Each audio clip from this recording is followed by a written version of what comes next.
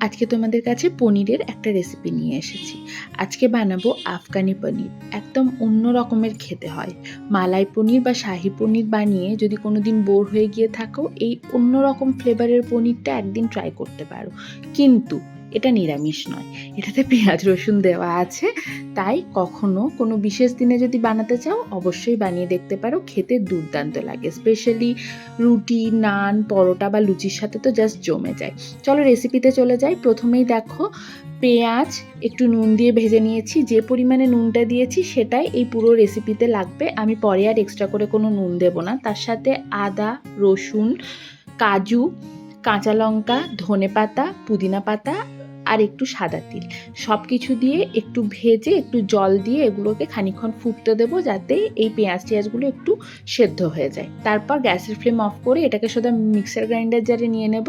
একটু ঠান্ডা হয়ে গেলে এটা একটা স্মুথ পেস্ট রেডি করব। ততক্ষণে পনিরগুলোকে ম্যারিনেট করে নিই। ম্যারিনেট করছি খুব সিম্পলভাবে, শুধুমাত্র নুন, একটু লঙ্কার গুঁড়ো আর একটু গোলমরিচের গুঁড়ো দিয়ে। যেহেতু আমি এখানে ফুল ক্রিম পনির নিয়েছি, পনিরগুলো ভীষণ নরম, মানে ভেঙে যাচ্ছে হাত দিলেই, তাই খুব সাবধানে এটাকে একটু নাড়িয়ে চাড়িয়ে ম্যারিনেট করে নিয়েছি। আর এদিকে যে মশলাটা বানিয়েছিলাম তারও পেস্ট বানিয়ে নিচ্ছি।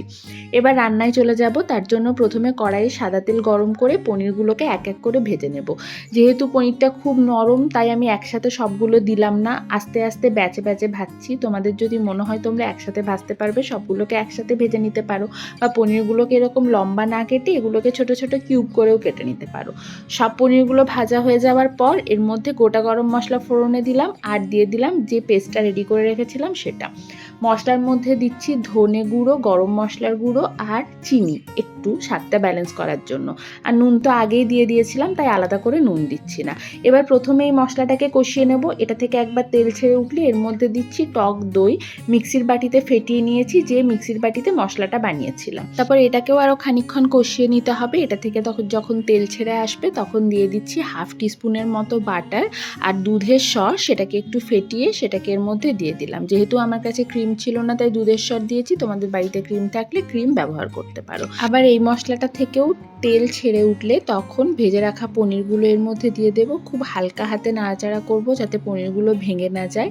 তারপর এটাকে একটুক্ষণ কষাতে দেবো আর একদম শেষে ওপর থেকে দিয়ে দেবো একটু কসুরি মেথি। আমি কিন্তু কসুরি মেথি ড্রাই রোস্ট করে দিইনি, নর্মাল দিয়েছি। তোমরা চাইলে ড্রাই রোস্ট করতে পারো, আমার আবার এর ফ্লেভারটা বেশি ভালো লাগে। তারপর ভালো করে নাড়াচাড়া করে মিশিয়ে নিলেই আমাদের আফগানি পনির কিন্তু একদম রেডি। রুটি, নান বা লুচির সাথে সার্ভ করে দেখো, দুর্দান্ত লাগবে খেতে। ভালো লাগলে পাশে থেকো। চলো আজ এটুকুই, টাটা।